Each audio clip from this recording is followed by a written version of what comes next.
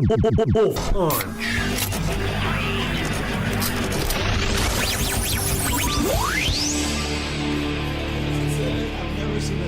keep on walking. I'm just saying, Crypto the Superdog is definitely shit on someone. Okay. And if they let me write comic books, that's going in there. So we're WolfPunch. Speaking of shitting on stuff. Yeah. Yeah, this is WolfPunch. What's up, guys? I'm Zane. I'm Kyle. Oh, yeah. Okay. I'll do my own. Dan's here as well. Howdy. And Michael Kemp. Hey. We are without Yezin today.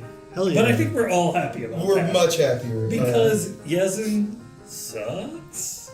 Quite a bit. Yeah. Quite a bit. Yeah, And he's you real bad. kind of already meet our quota for douchebags, so we don't That's need, right. We don't need to double down. That's right, I do. Anyway, today we are reviewing, it's a Netflix movie, right? The new Netflix movie, yes. Yeah, Mute. Starring, Alexander Skarsgård? I'm terrible at this right Yes, now. Alexander Skarsgård, Paul Rudd. Paul Rudd. Justin Trudeau. Trudeau. Yeah. Not Justin Trudeau, but... Yeah, I say what? No. I didn't see him in this.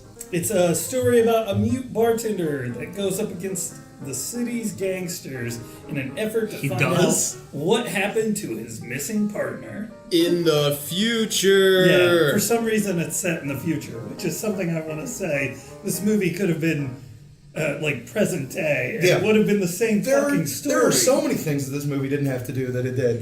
We're just going to get right into let's bitching just about establish it. I don't think any one of us really enjoyed this film. Yezin was the only one that liked it, and he's not Yezin even loved here. it. Yeah. He loved this movie so much, and it's embarrassing. He's actually going to record his own positive take on it later on. Yeah, so probably. Stay tuned for that. Yeah. So anyway, He told us all that it was good, and we should have known because we have yet to review a good Netflix original movie. Of course, we've only done two, but I hated Bright. Oh yeah, I did too. Yeah. So yeah, okay, But yeah. Bright is far better than It he is. At least, Bright is memorable, and there's stuff that, you can think back, oh, that scene was really fucking stupid, or that was goofy, or, Will Smith's racist line about fairies was mishandled. Yeah. But with Mute, should I just... It left us speechless. Just how bland everything about this movie was. You and joke. fucking boring. It's not true. I actually have a lot to say about Yeah. Okay, well, not liking that movie. Sure, we can get into it. We can definitely get into it. It's mostly just, for me, how unremarkable everything about this was. From the plot, to the characters, to the acting. To me, to the actual direction of the film itself. Yeah. I think that the movie should have been titled Blade Dumber because it was so shitty and looked well. Okay, it's not that it was super shitty. I mean, there were parts of it that I guess would be okay or somebody could get into, but it looked visually, it just looked like it looked like a fucking sitcom. It was weird. It looked Blade and Runner, felt the cheap. CW series. Yeah. Yeah. Oh yeah. For the record, this is not a sequel to Blade Runner. But the weird part is, Netflix just released the TV series Altered Carbon, which is pretty much the same fucking thing, dystopian, cyberpunk future, heavily influenced by Blade Runner, and that's a goddamn TV series, and that looks a million times better than this movie. Yeah, well, that was something I was going to bring up, a note that I made about, the whole movie looked and felt cheap. Some of the CGI looked like it was, from the Clone Wars or something. It was, man. It was that fucking robot stripper, that looked horrible. Yes. And then Paul Rudd's joke about it was also horrible. Oh, that's another thing I want to say about this movie. It did the impossible. It made me hate Paul Rudd. Yeah. I was I was thinking the entire time that this was maybe some of the worst acting I've ever seen him do.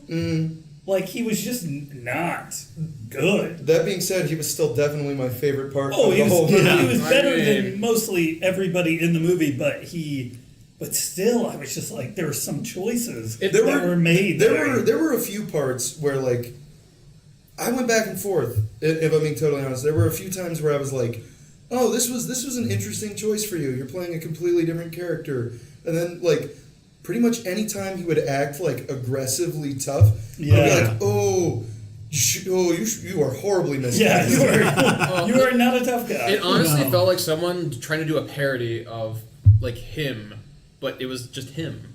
Yeah, again, it's his character from Wet Hot American Summer grown up into the future. He did some like military time. Sure, yeah. and now he carries a big damn knife and has a big damn mustache. Well, there were parts like... And his name's fucking Cactus, by the way. Yeah, his name's Cactus Bill. Yeah. Whatever. It's a dumb fucking name, whatever. But... Pretty sweet name, actually. What was I going to say? the like, there were parts where he was acting like a tough guy or whatever, but then there were other parts where, like, typical Paul Rudd would come out. Like, he would, like, gestures he'd make or, like, jokes that they set up or, like, jokes. The one thing that, the joke that fucking killed me that I was like, I hate this movie. It's why I hate this movie was him being a dickhead to the guy who works in the coffee shop. And he's like, aren't you going to come serve me? And he's like, there's no, table service. You got to order at the counter. Mm. And then he proceeds to do the most drawn out Paul Rudd joke I've ever seen in my life, where he's like breathing and like acting exasperated when he gets up to the counter and he's ordering his drink. And oh my God, that was right there when I was like, okay. Yeah. Now this is really funny because I know you love Paul Rudd. I do. You have a bunch of sticky photos of him all over your apartment. I do. And like you walked up and you were like angry. You just watched the movie and you're like, yeah, oh, I'm pissed about this thing. And now I know why. Because it made you hate your hero. They ruined my hero, Brian Fantana. 60% of the time, he's great every time. Yes. So anyway, going into the plot of this movie, our main character is a bartender who's mute. He was in an accident as a kid. Yeah, he was pretending to be a manatee and got mauled by a power brother. Yeah. And his Amish parents would not let him get surgery. Yeah. They'd let the doctor save his life. Yeah. That's okay. Yeah. And they let him have buttons on his shirts. And that This isn't very Amish. That is the only fucking reason why he's Amish. They do absolutely nothing else with that. Nothing at throughout all. the whole. Like you can't even say, oh well, the way his dress is cool. He just looks like he's going to Coachella or something. Yeah. He looks like a He's hipster. hipster, yeah.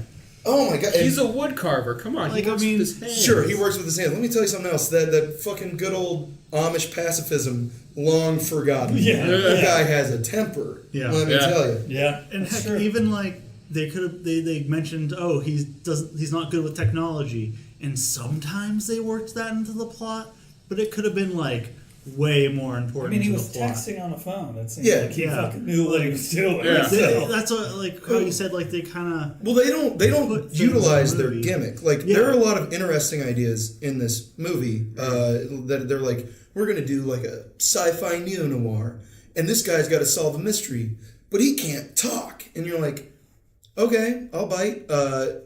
They don't do almost anything with that. There's like a scene where he tries to order a sandwich, but he can't talk. And that's it. Yeah. So basically they were like, instead of doing our gimmick, let's just include it in there because we're going to give Paul Rudd an equal amount of screen time, if not more. And he's actually a more interesting character than Leo. Is he though? It's a low bar. I mean, it is a low it bar, is a low but bar. not saying that like Cactus's arc is interesting, but Yeah, it's yeah. better than dog shit. It's still shit, but it's better than dog shit. Yeah, like Leo's entire character is, he's so cute because he can't talk, but he gives you the sad eyes and he's the nicest yeah. You guy can in tell the he's world. such a sweet guy because they tell you once. Oh my god. He's They written. tell you once. He's written with the complexity of Forrest Gump. It's so much. Well, speaking of Forrest Gump, like Alex Skarsgård acting, like why would you cast him in this fucking role? What role did you see him in before? Like, I haven't oh seen man, anything he was before. so good in True Blood, man. Battleship, he blew it out of the water. Oh man. But honestly, Dan. that was fucking great. Shut up. We gotta have a talk. But to be perfectly honest, he was giving me like serious Simple Jack vibes from Tropic Thunder. Oh God. Yeah. Oh, Like, it was bad. That's not far off. Simple Jack. No, like, there was a scene where his, like, whore girlfriend was, like, trying to, like... Oh! Whoa, wait a minute. Subtle. Give people... Okay, we'll merge into that. We'll merge into that. But there's a point where his lady friend at the time is trying to hint at that they're gonna break up and she can't be around him anymore for reasons that she won't explain. And like he just has like the biggest like hurt puppy dog eyes. It's like a 10-year-old just went to the doctor and the doctor told him he would die if he ever ate ice cream again. Yeah, it was one of those scenes where like I was embarrassed for myself. Yeah. It's one of those movies that you're glad like at that moment that you're watching it and no one knows that you're doing that. Like if somebody walked in and like saw that scene and knew that this was a movie I was watching, I'd be like, I wish this was porn. Yeah. That would be less embarrassing because he just like starts to cry and is like, "Are you leaving me?" And she's like, "No." And it's like, he's writing it down. He can't talk. And it's like, well, then nothing matters as long as we're together. And I'm like, this is not complex writing at all. You have to wonder, like, so are they trying to say that being a mute is like a big mental, like, No, handicap, I don't. or being Amish is a big mental handicap? Like, what are they saying being here? Amish Is what I want to is a know, big because that's mental what they're handicap. conveying with the way he's acting. And I think we can all agree with that. I'm kidding, but we can say whatever we want about the Amish. They're not listening to this. Anyway, no, I'm kidding. I love the Amish, but no, I don't think that they're trying to say any of those things. I think that they're desperately trying to make this character interesting. So they're like, oh, he's really sweet and endearing, and it's like, well, that's not enough. So he draws. That's not enough. So he's a carpenter, and it's like, oh, that's not enough. So he swims. But like they don't. Takes big breaths before he drinks a ton of water. Yeah, they're just desperately trying to make this character interesting, but also like by barely putting him in the movie. What we do see, he just comes off as so unlikable. Yeah, and annoying. He's like, kind he comes off creepy. childlike. He's very creepy. Like he's very obsessed with this girl, and to the point where it's unsettling. Like he beats the shit out of a guy that at the bar they both work at. Like him and his girlfriend work there, and he beats the shit out of this one guy because he was flirting with her and giving her guff. And she even says like, "Don't do anything; it'll cause a problem." And he's like, just I like, need my job. Straight up like gets violent and like injures someone else in the process of fighting. Yeah, he's got a very childlike mentality. Yeah. I don't like him. I didn't like the movie. Yeah, no, I mean, But- Leo sucked. Leo sucked, and there was just so many fucking things in this movie that you're like, why is this in there? So like those guys at the bar that heckle the girlfriend, it sends you on this whole like adventure, I guess, for lack of a better word, Oh but my God. that is misleading. Is like Leo, the stupid mute bartender, works at a bar with his slutty girlfriend, and it's run by like a crime lord, and criminals come in there, and this is all so elliptical. It's like so ill-defined that you expect that to be the plot of the movie because it like keeps focusing on this. Is like she's got a troubled past, and it's like, oh, why? And then he does a little investigating, like who are these assholes that came into the bar, and it's like they can just provide anything. They can get you guns, passports, yada yada. Never really goes into that because they don't come back in the movie. They were a waste of time. Yeah. And then like he does a little more investigating and he finds out that like everyone in Berlin is a horrible sex pervert, and so his girlfriend really makes a lot of money off of that on the side. That's not important to the movie either. It's just an avenue that we go down. Yeah. There are just so many wastes of time in this fucking movie. Justin Theroux being a fucking pervy, like... There is not a single I can't scene. even tell you how annoyed I am by that being in this movie and how ill-handled it was. Yeah, and they remind you in every single scene that he is in. Yeah, like, so this dude likes to fuck kids. Yeah, so Paul Rudd's character, he used to be in the military, and now he's... what does he even do in the movie? I forget his he career. was a military surgeon, and now he's working for this mob boss that owns the bar, where he fixes up his goons on the side or tortures people for him on the side. Yeah. Yeah. And then his old war buddy he works in a clinic for artificial limbs and whatnot, and he's always hanging out with Paul Rudd. And the movie very not subtly hints that he's attracted to underage girls. Yes. And he plays it off as a joke for the first half, and then it's like, oh wait, no, he's actually a really ugly sex pervert. Yeah. And it just does not let you forget that every scene he's fucking in.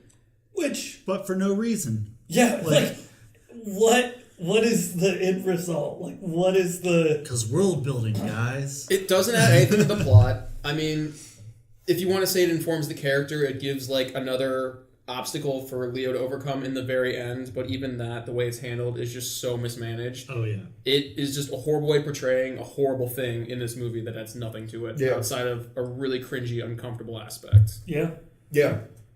God, I can't even begin to talk about, like, how many pointless things were in this movie. It's just... Oh, my God. It's so needlessly long. You're just watching... Oh, yeah. Dude, it got to the hour and a half mark, and I was like, oh, okay, this movie's probably close to done because spoiler alert, Paul Rudd dies. And then it kept going. Yeah. Okay, so what was really annoying about that was, like, so Leo's looking for his girlfriend, and someone keeps sending him texts that kind of put him on... on Paul Rudd's trail. And it's like, if you've seen a movie before, you know instantly that that's his friend Duck that's doing this. And it's Doug. Like, Duck. Duck. Because his name is Donald. Yeah, it's clever. You'll get it. But because you know, like, Paul Rudd is constantly mean to him throughout the movie and, like, threatening him and bullying him, which you don't really feel bad about because he's a fucking pedophile. So Yeah, so... Yet still lets him hang around his daughter. Yeah. Like, oh, it's fine. Yeah. But... So it's like, you know the entire time, oh, he's fucking with you. Like, the entire time I was watching this movie, I was waiting for, like, the scene where Duck is going to surprise kill Paul Rudd. Like, grab that knife and stab him. When they were hugging or whatever, I thought he was just There were like 3 scenes where I thought that was going to be, because you know that he's inevitably going to be like, I hate you and I want you to die. So it was, like, really annoying when Paul Rudd does die, and then he's like, oh, I could bring you to a hospital, but you were mean to me. And then you've got to watch this fucking character, like, because I thought maybe he was the one that kidnapped the blue-haired girl, because I thought maybe there was going to be a mystery in this mystery movie. But spoiler alert. That didn't happen. So major spoilers here. If you're disappointed by that, go kill yourself. Don't kill yourself, but don't watch this movie. If you care about the movie, mute. If you're upset about the spoilers, you just reevaluate your life. Don't end it. Just feel bad. I'm just saying, like, so the big mystery is Paul Rudd and the blue-haired girl that Leo likes used to be together, and they had a daughter, and he's trying to leave the country, and she was going to leave him and take the little girl, so he kills her and keeps her body in a bag in his basement. Yeah. Okay. Wait. Real quick question. Mm-hmm. There was a line close to the end of the movie, or it's not even really a question. It's a statement.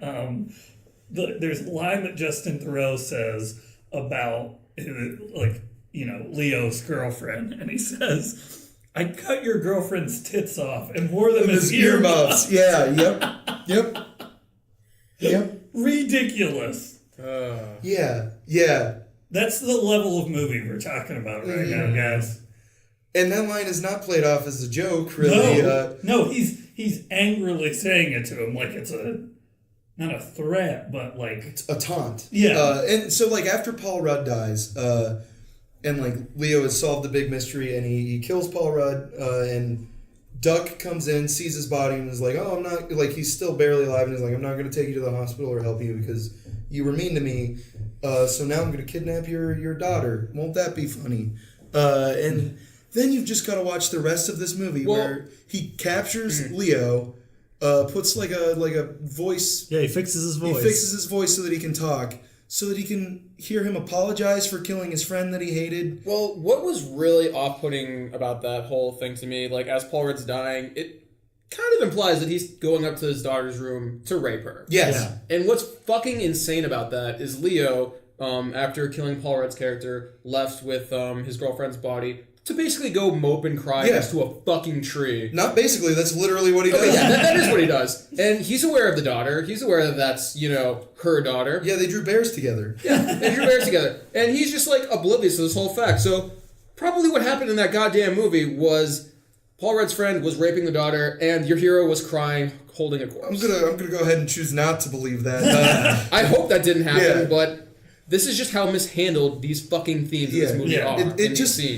that's part of the problem with the main character is, like, he has a very childlike obsession with his girlfriend that he's like, oblivious to everything else. He treats everyone else like shit and like has no real regard for this child's life on his like murder team. Until literally the very last scene of the movie, and that's it. When they're coloring together. That's it. That's literally because they were both mute guys.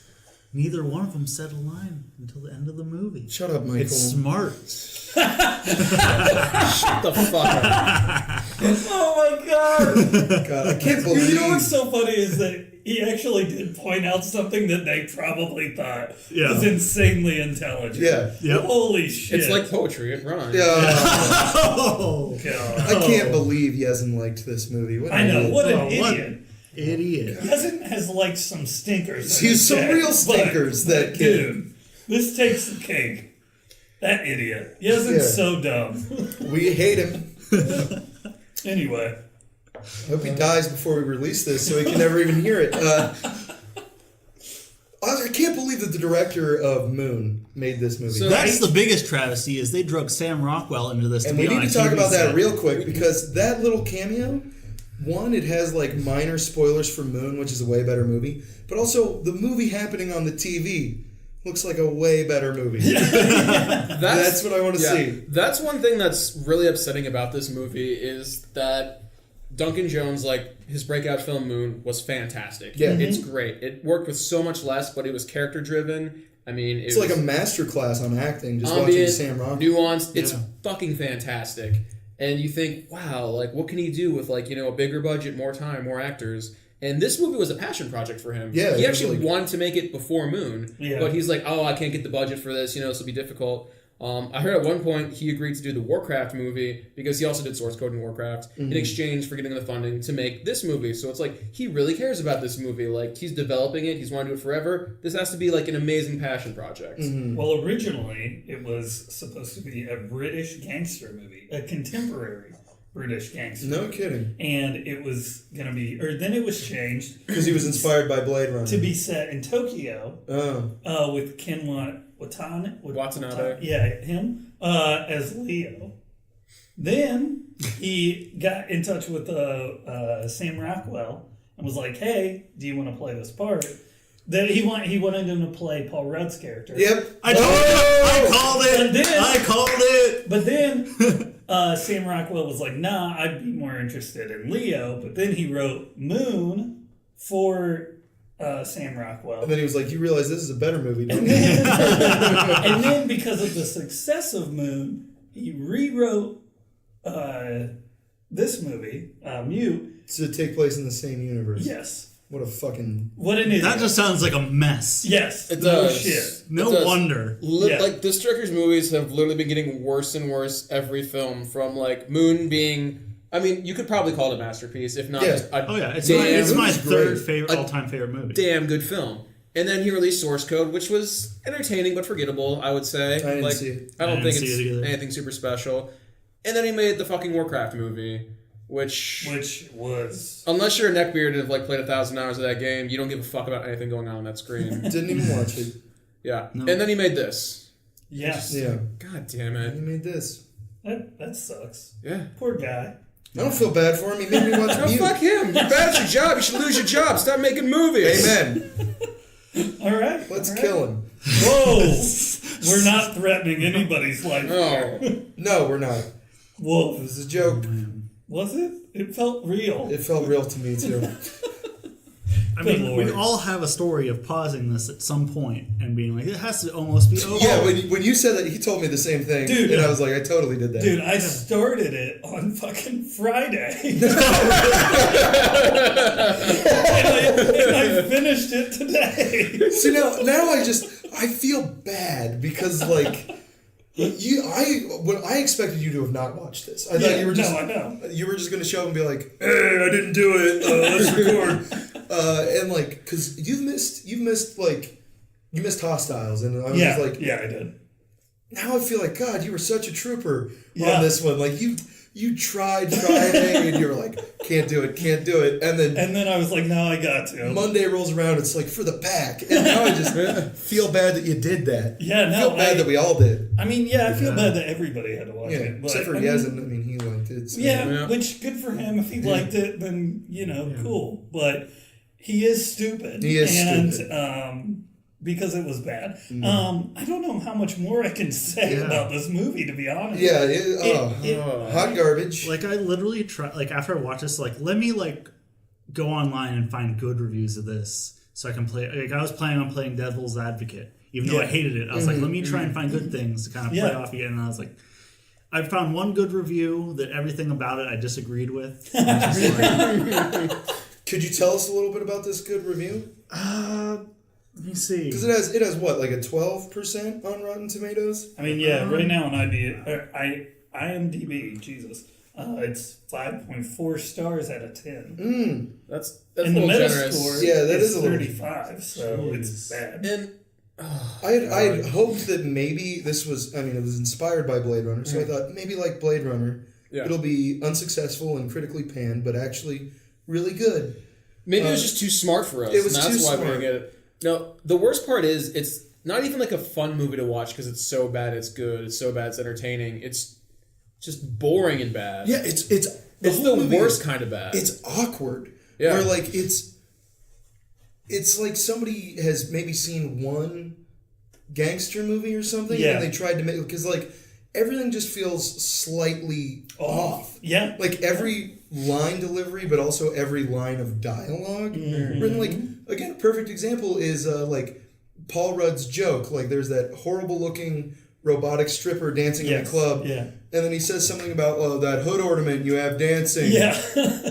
Just waits for laugh, and it's like, why hood ornament? What is that? Like, I get it. It's made of metal, but that's the only thing it has in common with a hood ornament. I don't like it was. I don't know. I mean, and the earmuffs tit cutting line is also like, what the fuck is that? Oh God! What are you saying? Yeah, like I mean, okay. It's not like it's not like this actress was like insanely busty or anything. Yeah, no. So it's like, would they even cover your ear? Yeah. Like, oh my God. That's what bothered you? Yeah. Oh no. Because I've really been looking for some tit muffs. Tip muffs? Tit muffs. Oh God. God. Oh my God. Well, that's what we're naming this episode, right? Tip muffs. it's a real Jesus Christ. clickbait handle there. Oh my God. I can't believe that this is what this movie has done to us. What a great band name. Mute, broke, WolfPunch. Oh no. Now we have to rebrand ourselves I as Tit know. Muffs. I don't even know. Yeah. I mean, and like, okay, the gangsters all felt like, I mean, yes, every movie that has gangsters has like generic gangsters, but like the one guy that was like supposed to get Paul Rudd's IDs to him was he the head of the thing? Yeah. Yeah. I had no idea. Who fucking cares? But like, but you just, God, like, I don't even know. No, like, I don't know what to think. Every time the movie seems like it might be treading into like interesting territory, it just sidesteps it so fucking hard. Yeah. Like, even when it has like its whole walk tall moment, because if you look at like the poster on Netflix where it's just Alex Skarsgård walking by with this big fucking lump of wood on his arm, you're like, oh, makes you think he's gonna kick some ass, and there's like 10 seconds at the end of the movie when he's like attacking the gangsters in the club, he smacks a couple of rounds. Oh yeah, that was a weird. I was embarrassed for everyone in there because it's like, you are not DTRJ. Yeah. Swinging that around, and they've got fucking guns, and he's like, nope, we've got wood. That's the whole time I was thinking, like, why don't they just fucking shoot him? They've established they all have guns. And then it gets to one part where it's like, oh, maybe this will be a fun fight scene. Like the super giant, big, muscly mobster that's always there as like a bodyguard. You know, think like, oh shit, they're gonna have a big stare down, like badass fight, and then it just cuts away. Now, was that guy like? Was he supposed to be an homage to like David Prowse's character in A Clockwork Orange? I kind of got that too. Yeah, because he looks and dressed like exactly like him. He reminded me of Michael Caine. What? Back in the day. I remember like back like old. super No, like not the rip, but his yeah. the glasses and his hairdo looked like old Michael, like young Michael Maybe Caine. in Austin Powers. Michael Caine after he had some Bane venom. Yeah. Right, dude. But so that scene, whenever they decided to cut away, like there's a way to do that. Like I wanted to see like a fun like him go to town with that. That would have been cool. But like if you cut away, there's a way to do it, and they did not even do that. They didn't even try for that. Yeah. It was just like there was a cool arty way they could have cut away, and I was like, nope, they're just gonna like be like, no, this didn't happen. I think that sums up this movie, though. Yeah, one more thing I just wanted to like talk about. Like, did anyone else think it was so stupid and annoying whenever people would call him like a mute freak? Yeah, where it's like, oh, so everyone bullies him, so you're supposed to feel sorry for him. And it's like, who would do like Paul Rudd does that all the time, right before he's getting stabbed in the throat. He's like, "Fuck you, you mute freak!" And it's like that's what you're going to upset. Like, is he supposed to? That hurt his feelings. You know, I won't stab you. You got him. Oh, how about this is another random thing to bitch about this movie that was weird to me was. How about bowling is so popular that it's a 3-story bowling alley with like 26 lanes for each floor? That reminds me of that episode of The Simpsons with like Frank Grimes, who's like jealous of Homer's house, and he's like, "I live in a studio apartment above a bowling alley and below another bowling alley." And like, so he lives in the world of mute. Yeah, apparently, where you just can't have enough bowling. Yeah, that was really strange to me. The other thing that was weird to me was I didn't understand the relationship between Paul Rudd and Justin Theroux. Were they gay together? No. Like he was calling him Babe, and they made multiple references to it through the whole movie. Yes, I thought they were supposed to be like Hawkeye and what's his face from MASH. Oh, Black Widow. Yeah. I didn't know what to make of it, is the thing. Why does it matter, Zane? Well, because I was trying to figure out, like... That's just another mystery that they probably put in the movie thinking they were smart. No, I think that they were just military pals who refer to each other as Babe. Sure, yeah. Okay. No, I mean... I don't know. I don't know. I think that... I mean, it's I didn't get it, I guess. I didn't understand. I don't know. Because whatever. Duck was still definitely into younger women. Yes, he was, and when that part came up, I was that's what confused me even more. I was like, wait a minute, guys, this movie's just too smart for us. Yeah. It might be, at least for me. You think that's why Jennifer Aniston is divorcing him? Because of this movie. I wouldn't blame her for it, honestly. Yeah. She had her exit with the girl on the train, so she stuck through him for that. You'd have thought they would have made it. That's true. That movie sucked. That movie did suck. Yeah. It was real bad. His dad saw the dailies for him and was like, "I'm out." Well, I mean, whatever. I mean, get it? Because his dad's David Bowie. No. And he's dead. No. I do get it. Who's dad's? Duncan Jones' dad's David Bowie. Yeah, he's David Bowie's son. Oh.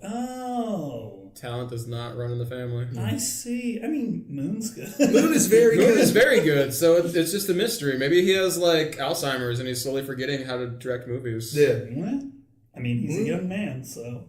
Youngish man. Whatever. Maybe he had a stroke. I would not recommend this Stroke movie. of genius, mute rules. Oh my god. I got a stroke just hearing that. Yeah, I was just going to get into recommendations now because I don't know what else to say. Yeah. I don't recommend this movie to anybody. Pass it up. If Netflix like offers it as like a recommendation to you, hit the downvote button and hopefully they'll never put anything like that in front of your face again. Yeah, they should give me a refund on the accounts of which I'm borrowing from my friend to watch this. Yeah, here's a free month. We made a mistake. Yeah. We fucked up, guys. Yeah, I'm sorry.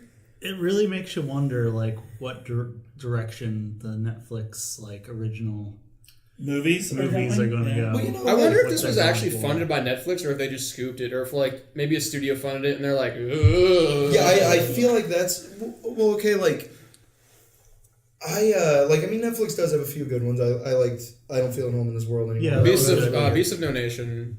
Try for Something. I thought that was decent. I don't think I've watched. I mean, it's depressing. It's about child soldiers in Africa, but but no, I Don't Feel at Home in the Summer is really good.